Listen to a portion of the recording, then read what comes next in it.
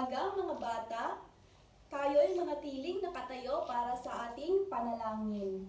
Pagdikitin natin ang ating mga kamay, tayo'y pumikit at iyuko ang inyong mga ulo. Amen. Bago kayo maupo, ay pulutin niyo muna ang mga kalat na nakikita niyo sa ilalim ng inyong mga upuan at ayusin niyo na din ang inyong mga upuan.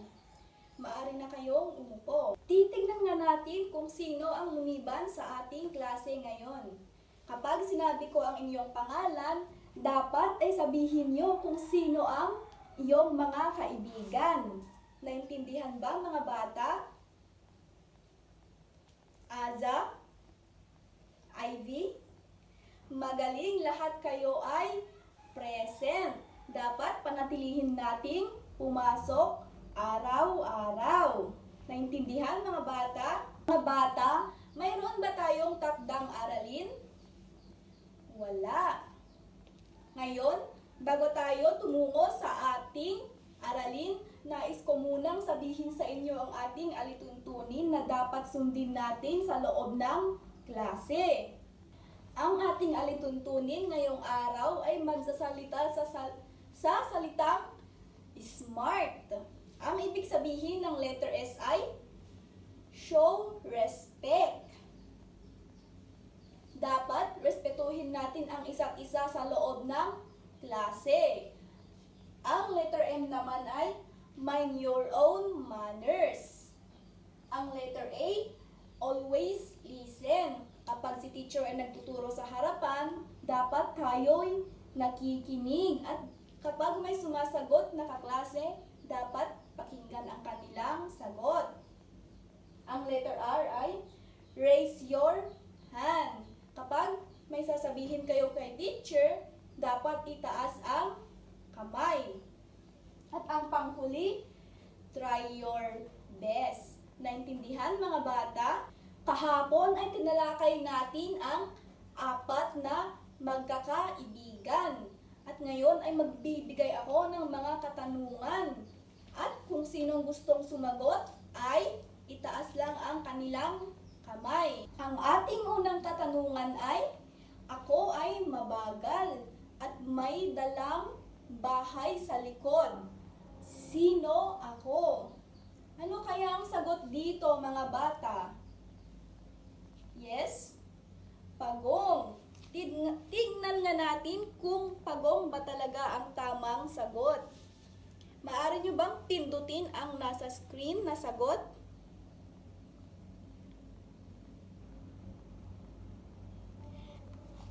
Tama! Pagong nga ang sagot. Talagang naaalala nyo pa ang ating aralin noong nakaraang araw. Mga bata, gusto nyo bang kumanta? Ang title ng ating kanta ay Bagong Kaibigan. Ang tune naman nito ay Are You Sleeping? Alam ko na alam ninyo ang kantang Are You Sleeping? Ngayon, ako muna ang kakanta. Pagkatapos, kantahin nating lahat. At pagkatapos ay kayo naman ang kakanta. Naintindihan ba mga bata? Handa na ba kayong makinig sa boses ni teacher mga bata? Bagong kaklase, si Kara, tahimik sa simula, ngunit masaya naman, tanggap na siya. Ngayon mga bata, kantahin natin lahat. Mga bata, kayo naman ang kakanta. Ang gagaling ninyong kumanta. Sino sa inyo ang marunong kumanta? Si Aza? Sige nga, kung marunong kang kumanta, maaari ka bang kumanta sa harapan? Napakagaling mo namang kumanta. Mga bata, base sa kanta, ano kaya ang tatalakayin natin ngayong araw? Tama! Ang tatalakayin natin ngayong araw ay Kakaiba si Kara. Ito ay isang maikling kwento. Tutunghayan natin kung bakit kakaiba si Kara. Pagkatapos ay aalamin natin ang sanhi at bunga ng mga pangyayari sa loob ng kwento. At para maging masaya ang ating aralin ngayong araw, ay sasabihin ko muna ang aking layunin. At the end of the lesson, you, my learners, should be able to identify the characters and important events in the story Kakaiba si Kara, and arrange them in correct sequence. B. Recognize cause and effect relationships in sentences and story events. And narrate one personal experience and show cause and effect using simple sentence. Mga bata, bago tayo magpatuloy sa ating bagong aralin, bago natin tunghayan ang kwento kung bakit kakaiba si Kara, gusto ko munang ipakilala sa inyo ang ilang salita na makikita natin sa kwento. Maliwanag ba mga bata? Ang unang salita na makikita natin sa kwento ay ang kakaiba. Ano kayang ibig sabihin ng kakaiba? Magaling, hindi katulad ng iba o espesyal. Pangalawa naman ay tahimik. Ang tahimik ay hindi maingay, hindi nagsasalita, nakasulok lang, at mahiyain. Pangatlo ay tinanggap. Ang ibig sabihin ng tinanggap ay pinayagan o isinama bilang kaibigan. At ang panghuli ay masaya.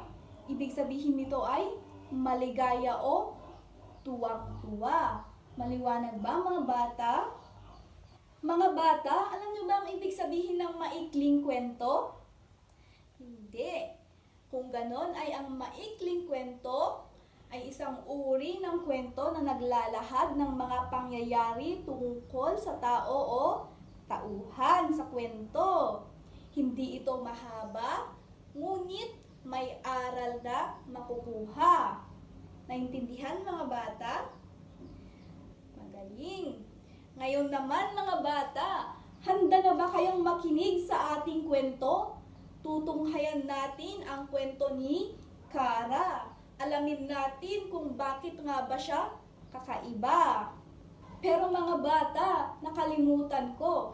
Bago natin tunghayan ang kwento ni Kara, sino na sa inyo ang nakaranas na maging bagong kaklase? Yes, Aza, ano ang naramdaman mo sa unang araw ng klase mo? Oo, nahihiya ka noong una. Ano naman ang ginawa ng iyong mga kaklase para ikaw ay maging masaya? Magaling nilapitan kanila at kinausap. Ngayon ay matutunghayan na natin ang kwento ni Kara. Bakit nga ba siya kakaiba? At aalamin din natin ang sanhi at bunga ng mga pangyayari pagkatapos ng kwento. Mga bata, kayo ay makinig dahil mamaya ay may mga katanungan ang guro. May mga katanungan ako. Isang araw, nagkatuwaan ang klase ni Binibining Karen Santos. Malakas ang tawanan ng mga bata. Ha ha ha ha. Ganon sila tumawa. Natigilan sila nang may napansing sumilip sa may pintuan. Bakit kaya sila natigilan mga bata? Alamin natin. Isang batang babae ang nakatayo doon. Kulot ang buhok at kulay itim ang balat. Nilapitan siya ni Binibining Karen, ang kanilang guro. Niyayan niya ito na pumasok sa loob ng silid-aralan. At pumasok na si Kara. Si Kara ay ipinakilala niya ang kanyang sarili. Sabi ni Kara, "Magandang araw po. Ako po si Kara mula sa tribong Manid." Dagdag pa niya. Nagulat at nagtaka ang kanilang mga kaklase sa kanyang sinabi. Ano po ang kahulugan ng manid? Tanong ng kanilang isang kaklase sa kanyang guro. Ang tribong manid ay tribo ito ng ilang taong nanirahan sa hilagang Camarines.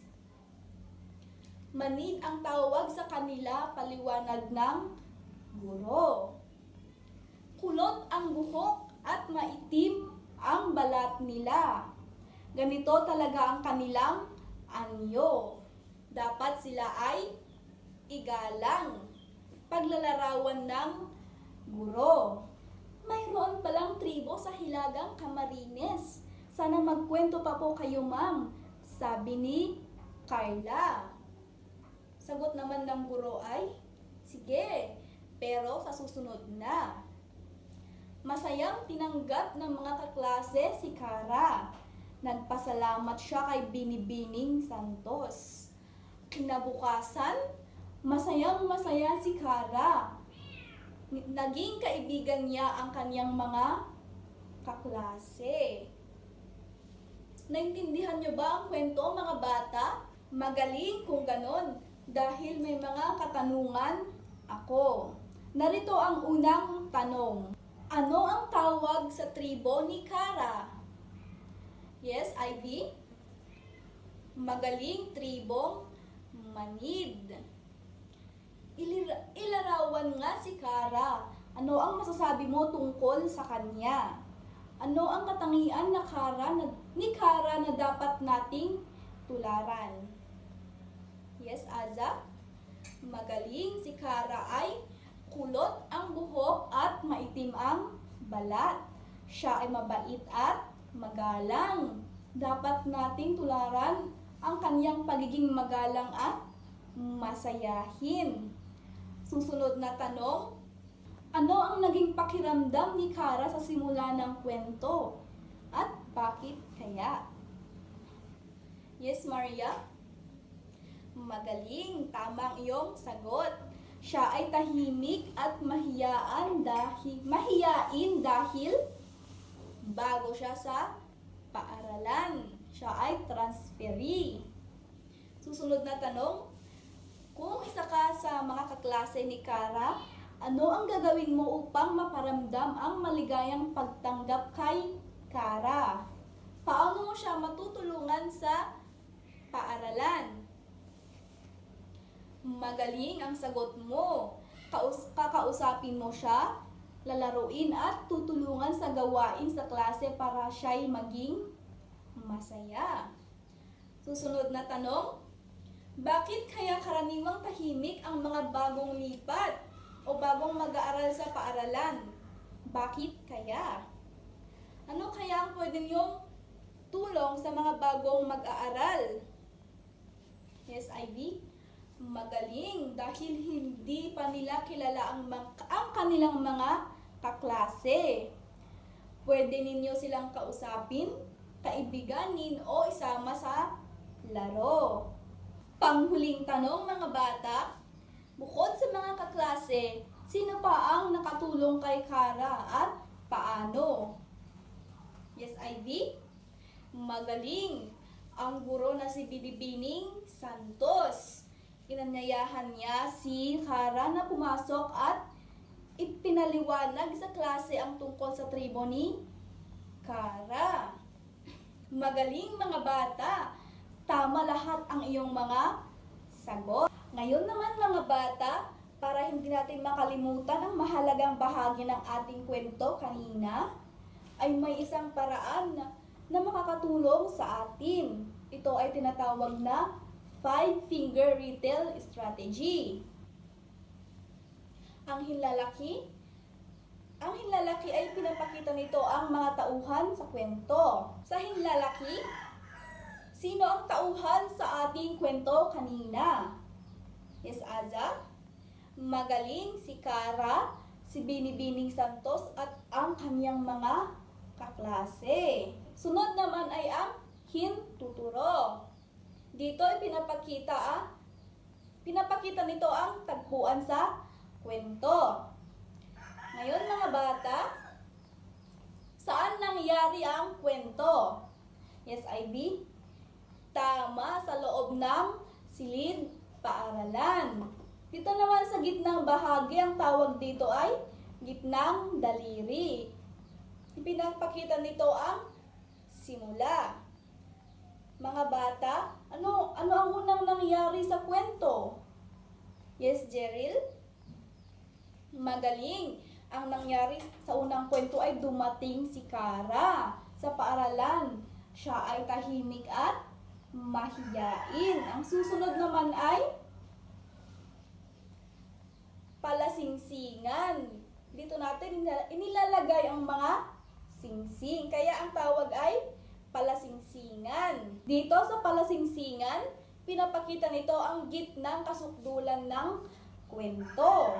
Ngayon mga bata, ano ang nangyari sa gitna ng kwento? Yes, Maria? Tama. Inanyayahan siya ng guro at ipinaliwanag ang tungkol sa kanyang tribo.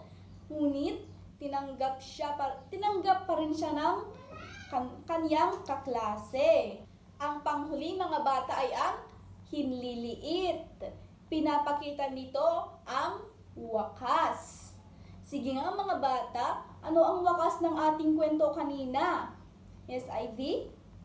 Magaling, naging masaya si Kara dahil nagkaroon siya ng mga kaibigan.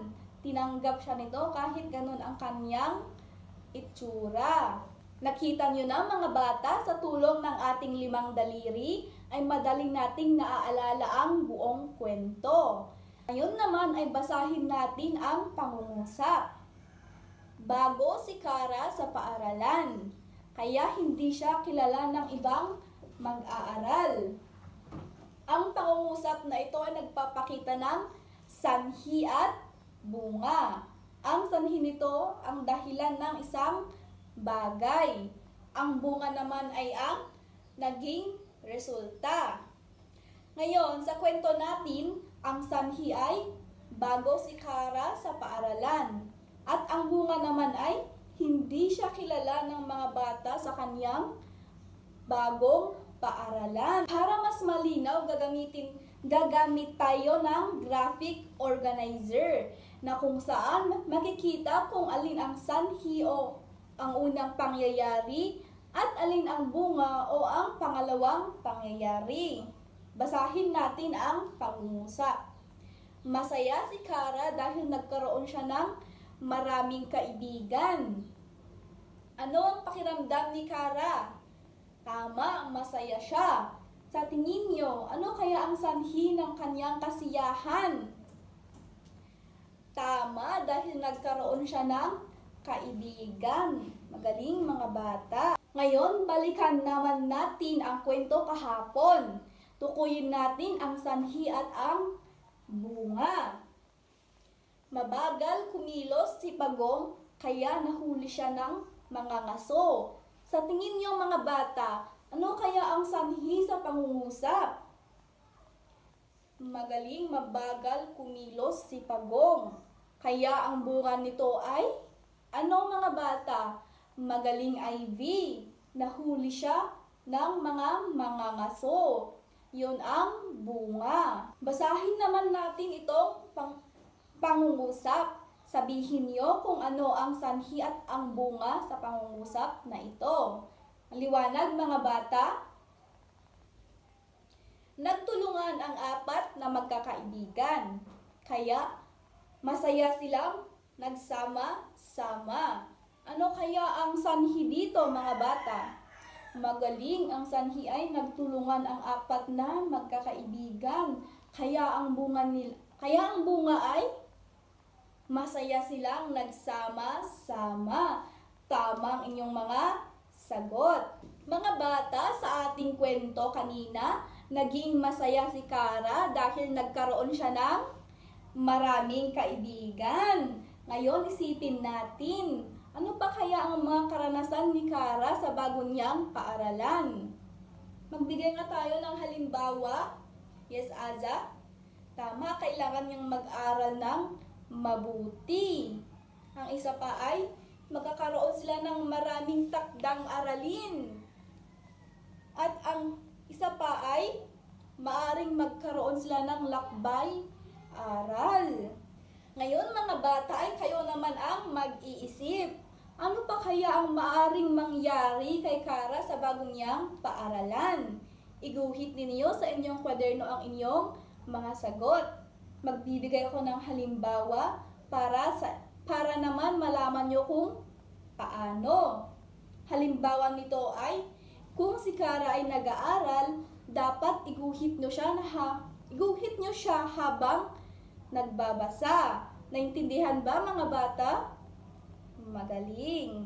At pagkatapos pala mga bata, isulat nyo sa ilalim ng inyong drawing ang isang simpleng pangungusap tungkol sa inyong iginuhit. At mamaya ay ibahagi nyo ito sa inyong ibahagi nyo ang iyong sagot sa iyong katabi. Naintindihan mga bata? Kanina, pinag-aralan natin ang kwento tungkol kay Kara. At natutunan din natin kung paano tukuyin ang sanhi at bunga ng mga pangyayari sa buong kwento. Ngayon, kayo naman ang magbabalik tanaw. Kompletuhin nyo ang mga pangungusap na ito sa inyong kwaderno. Ang pangungusap na gagawin ninyo ay, ang natutunan ko ngayong araw ay ang pagtukoy sa blank at blank. Magbibigay ako ng halimbawa. Halimbawa nito ay, ang natutunan ko ngayong araw ay ang pagtukoy sa sanhi at bunga. Naintindihan mga bata? Magaling! At pagkatapos nyo, nais kong ibahagi ninyo ang inyong mga sagot sa harapan mamaya. Maliwanag? Mga bata, nakita natin sa kwento kung paano tinanggap si Kara ng kanyang mga kaklase. Ngayon, isipin natin, paano nyo kaya may papakita ang natutunan ninyo sa totoong buhay? Kung may bago kayong kaklase, ano ang gagawin ninyo? Yes, Aza? Tama, kakausapin mo siya. Ano pa? Yes, Maria? Isasama mo siya sa laro? Tama, dapat isama sa laro. Ano pa? Yes, Ivy? Tama, tutulungan mo siya sa kanyang gawain. Pero tutulungan mo lang siya kapag nakita mo siyang nahihirapan. Naintindihan ba? Magaling. Ngayon, kung may kaklase kayong tahimik, ano kaya ang gagawin ninyo? Aza? Sasamahan mo siya. Magaling. Ano pa? Gusto ko yung nagtataas ng kamay. Yes, Pedro? Kakaibiganin mo siya. Magaling, wow, kakaibiganin niya. Ano pa? Magaling, Aza, yayayain mo siyang maglaro at kumain sa kantin. Ang gagaling ng inyong mga sagot. At ang panghuling tanong, kung kayo si Kara, ano kaya ang mararamdaman ninyo kapag tinanggap kayo ng inyong mga kaklase? Ivy? Magaling, magiging masaya ka dahil tinanggap ka ng iyong kaklase. Ano pa? Yes, Jeril? Hindi ka mahihiya. Tama, dapat hindi tayo mahiya. Ano pa? Yes, Jeril? Tama, magiging komportable ka sa iyong mga kaklase. Napakagaling ng inyong mga sagot. Ang natutunan natin ay mahalaga ang pagtanggap at pagtulong sa ating mga bagong kaklase. Kaya kayo kapag may bago kayong kaklase, dapat ninyo itong kausapin at tanggapin para hindi siya mahiya. Maliwanag ba mga bata? Ngayon mga bata, mag-isip kayo kung ano ang sanhi at bunga ng sasabihin ko. Kung may bago kayong kaklase, ano ang gagawin ninyo? Ano kaya ang sanhi at bunga nito? Yes, Aza? Tama, ang sanhi nito ay kakausapin mo siya at isasama sa laro. Ang bunga naman nito ay magiging masaya siya at nagkaroon pa siya ng kaibigan. Magaling! Ngayon, kung may kaklase na tahimik at mahiyain, ano ang gagawin ninyo? Ano kaya ang sanhi at bunga nito? Yes, Ivy? Magaling, sasamahan mo siya at kakaibiganin. Ano naman ang bunga?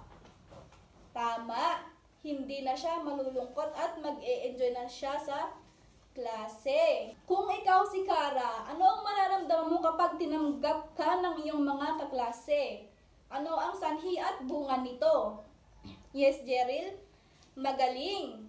Ang sanhi nito ay masaya siya dahil hindi na siya mahihiya. Napakagaling ng inyong mga sagot. Ang natutunan natin ay dapat marunong tayong tumanggap at tumulong sa ating mga bagong kaklase. Maliwanag mga bata? Ngayong mga bata ay magkakaroon tayo ng individual na aktibidad upang makita ko kung talagang naintindihan niyo ang ating aralin ngayong araw. Ang aking panuto sa inyong aktibidad ay basahin ang mga pangungusap at tukuyin kung alin ang sanhi at bunga at isulat niyo ito sa inyong patlang. Naintindihan ba mga bata? Magaling! Ngunit bago tayo magtapos, mayroon akong inihandang takdang aralin na ipapasa niyo ito bukas. Ang inyong takdang aralin ay gumawa ng isang pangungusap na may sanhi at bunga tungkol sa iyong karanasan sa paaralan. Naintindihan mga bata? Ngayon kayo'y tumayo na. Paalam mga bata.